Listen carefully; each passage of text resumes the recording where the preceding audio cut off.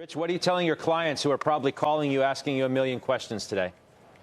Well, this is a transitory event, unlike 2008, which was a very systemic event.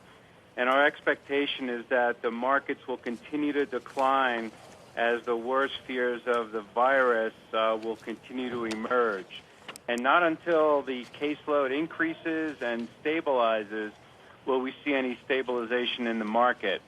So we haven't been adding anything. We think it's a great time to be patient because excellent values will emerge. Keep in mind that the virus occurred against the backdrop of strong PMIs, excellent employment gains, a very strong banking system. We had political uncertainties resolved with Brexit, NAFTA, Phase 1. So the backdrop is very favorable. We've just got to get through this transitory event. How much more pain do you think is left in the stock market before we can start to build something?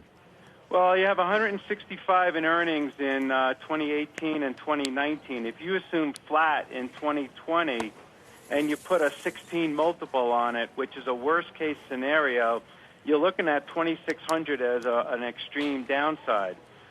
You can mark from there, but our view is that before you add to equities, we've got to look at credit spreads, and we've got to find some stabilization in that widening of credit spreads. There are companies that are going to be selling at multiples of free cash flow of 10 times. It's going to get exceptionally cheap.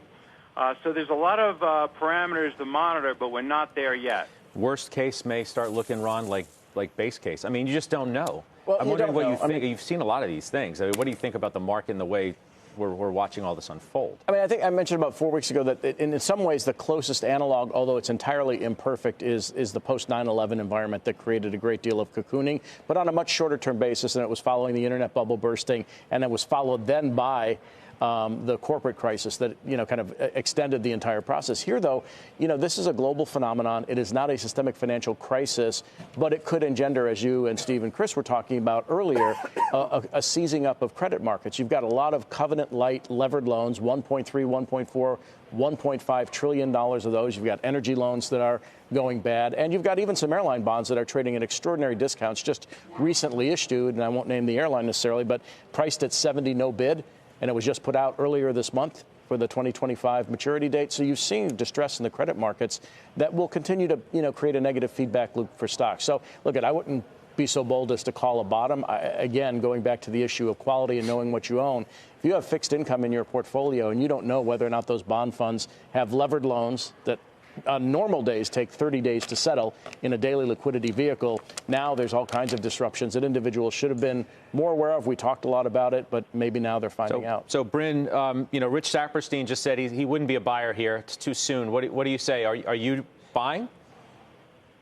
Well, I think it's a great question. But what we have to think of right now is, we're digesting a black swan that caused another black swan. And obviously COVID-19 over the next 2 weeks is going to be really revealing to see if it gets worse or less worse. And so we'll see what happens there.